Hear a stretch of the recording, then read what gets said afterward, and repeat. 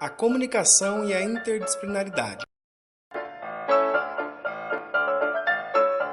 O que é comunicação? A comunicação é a ação de transmitir uma mensagem e eventualmente receber outra mensagem como resposta, que pode ser criada de várias formas. O que é interdisciplinaridade? É o processo de ligação entre várias disciplinas juntas, ou seja, para estudar comunicação, podemos utilizar várias disciplinas, como por exemplo, se você precisa desenvolver uma campanha sobre uma nova linha de lápis de cor, deve-se realizar um estudo científico, levando em consideração as mensagens que as cores podem transmitir.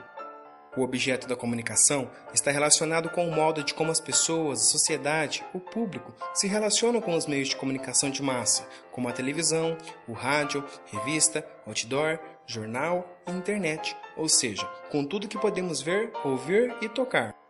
O fato é que a discussão sobre o objeto da comunicação sempre perpassa a discussão do interdisciplinar.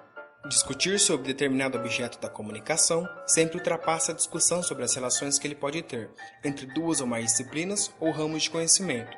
Por exemplo, se procurarmos saber como a relação entre a mídia e a educação se entrelaça de uma forma comunicativa, podemos notar que o cinema foi um grande precursor desse entrosamento. Mas como assim? O cinema com a educação escolar?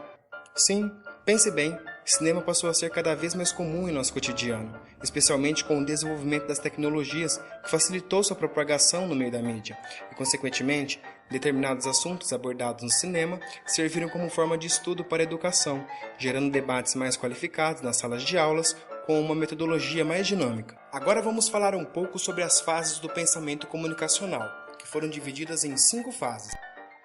A primeira fase, o período pré-científico, antecede os anos de 1920.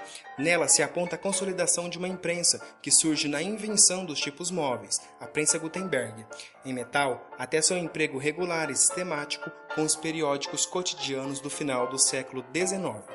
Para Luiz Martino, nesse período, o campo comunicacional se confunde com a discussão da própria atualidade, não havendo ainda um recuo teórico, necessário à elaboração de conhecimento específico.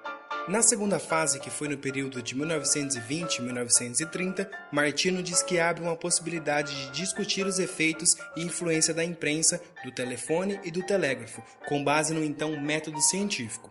Fortemente marcados pelo espírito da época, os anos de 1920 e 1930 começam a empregar análises e teorias científicas para avaliar a ação dos meios de comunicação. Mas não são pesquisas, apenas ilustram seus pensamentos com material retirado de trabalhos científicos.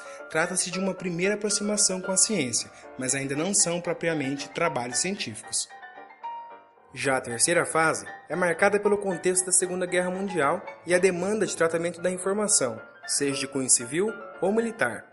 A experiência acumulada em conflitos anteriores, desde a Guerra de Secessão norte-americana, leva o exército estadunidense a investir maciçamente em pesquisas para desenvolver estratégias de uso de meios como a imprensa, o rádio e o cinema.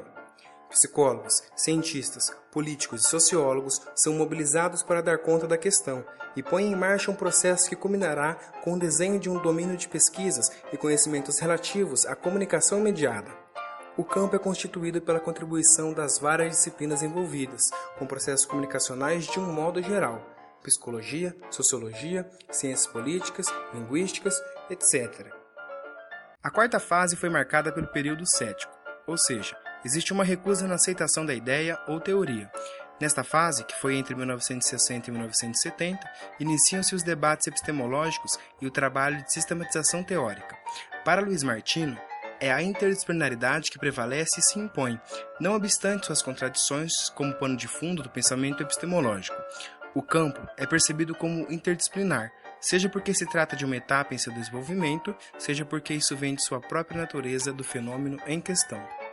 Já a última e quinta fase foi marcada por um período interdisciplinar, na qual é quando duas ou mais disciplinas ou outros ramos de conhecimento obtêm uma ligação. Para mim, a interdisciplinaridade, na última fase, domina o pensamento epistemológico da área da comunicação. Eu a nego quanto ciência e ainda suspendo o estatuto disciplinar. Não, para mim não. Para mim, a interdisciplinaridade não é uma negação para a ciência, e sim uma forma de ter um estudo melhor. Entendeu?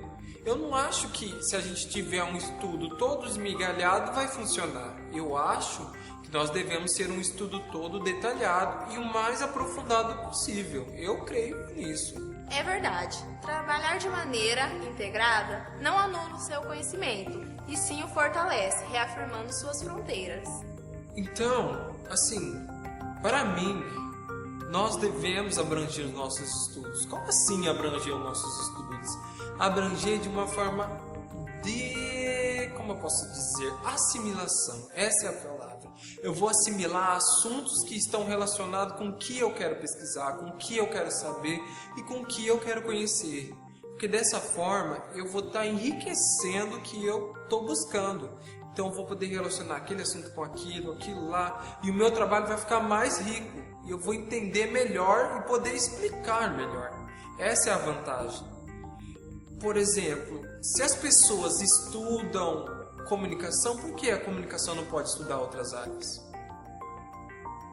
Eu acho que quanto mais nós relacionarmos os estudos, as matérias, as disciplinas, umas com as outras, mais coerente vai ser a nossa pesquisa, mais detalhista vai ser a nossa pesquisa, o nosso estudo, o nosso conhecimento vai ser mais informativo. E eu acho que isso dá uma credibilidade enorme para o que você está desenvolvendo ou pesquisando.